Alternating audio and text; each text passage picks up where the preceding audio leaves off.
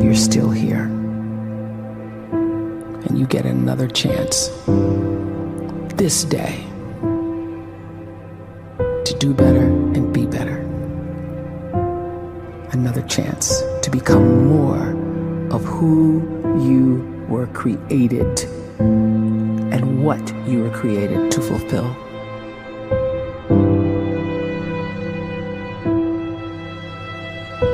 Everyone in the world is capable of living outside the role or beyond the roles that they place themselves in, no matter what it is. You're not just a dad, you're not just a banker, you're not just a brother or a son or a convict. It doesn't matter. Like, everyone is bigger, much bigger, infinitely bigger than the roles they place themselves in, and is capable of reaching potential greater than anything they could imagine.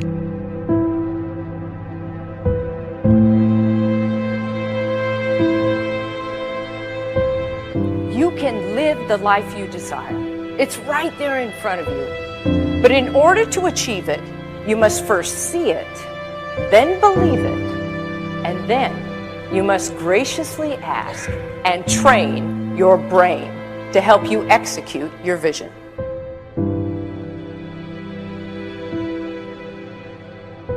So when you start to focus and you delete distraction from your life, and you start to get seriously invested in doing one thing staggeringly well, and you practice that one thing over and over, a term to think about is mundanity. You do one simple, seemingly insignificant thing every day around your main skill, and it's very mundane, but small daily improvements over time lead to world-class results. Well, here's what happens in your brain. You start to isolate a single neurocircuit around that skill, and that starts to trigger a certain type of brain cell called an oligodendrocyte, which then releases myelin. Myelin is a fatty tissue that starts to wrap around that single neurocircuit related to that main skill you've been practicing. And when myelin starts to wrap around the brain circuit, what happens is you have accelerated learning times, you can see more quickly, heightened perception, and you'll learn more quickly. And that is really the quote-unquote secret of the great producers. It's not a result of some natural gift, but their daily practice, their relentlessness and their grit, their work ethic, and their singular focus and sacrifice.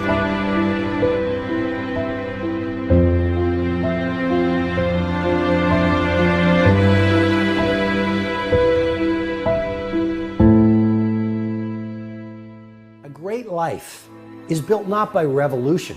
A great life is built by evolution. Small and steady wins the race.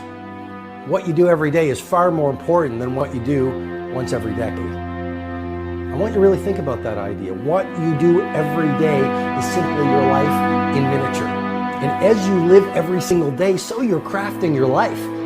What you do over the next hours is really building your future. And if you can just get every single pocket of 24 hours right as best as we humanly can, the rest of our life is going to take care of itself. So small wins matter.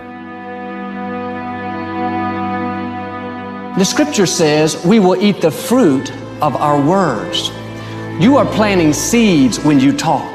At some point, you're going to eat that fruit. My challenge is make sure you're planting the right kind of seeds. If you want apples, you have to sow apple seeds. If you want oranges, you can't plant cactus seeds, poison ivy seeds, mushroom seeds. You're going to reap fruit from the exact seeds that you've been sowing. In other words, you can't talk negative and expect to live a positive life. You can't talk defeat and expect to have victory. You can't talk lack, not enough, can't afford it, never get ahead, and expect to have abundance. If you have a poor mouth, you're going to have a poor life. If you don't like what you're seeing, start sowing some different seeds.